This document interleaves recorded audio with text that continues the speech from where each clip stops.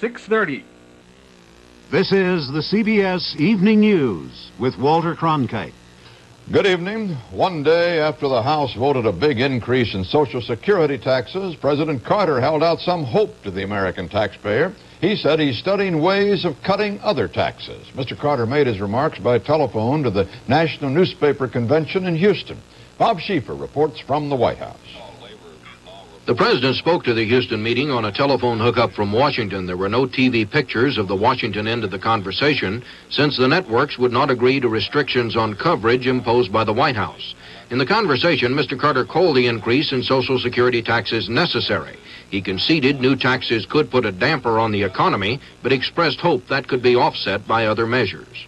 We've got to increase the contributions to the Social Security system so it won't go broke.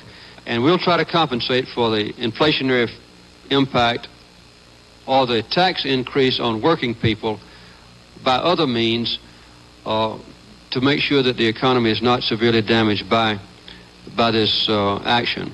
The president gave no details to the editors, but as he left the White House by helicopter for a weekend at Camp David, officials here said the compensation could take several forms.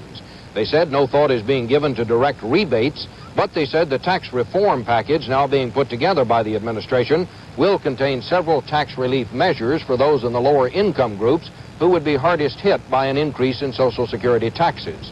If the economy does slump next year, they say the president could still consider additional relief through an across-the-board reduction in withholding taxes. Bob Schieffer, CBS News, the White House. The almost 600 Americans jailed in Mexico, many for drug offenses for which there is no parole there, heard good news today. President Carter signed a prisoner exchange bill which allows Americans in Mexican and Canadian jails to finish out their sentences in this country, where many will be eligible for parole.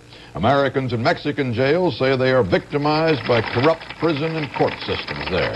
Mr. Carter also signed a measure that continues federal aid to Indo-Chinese refugees and paves the way for their citizenship.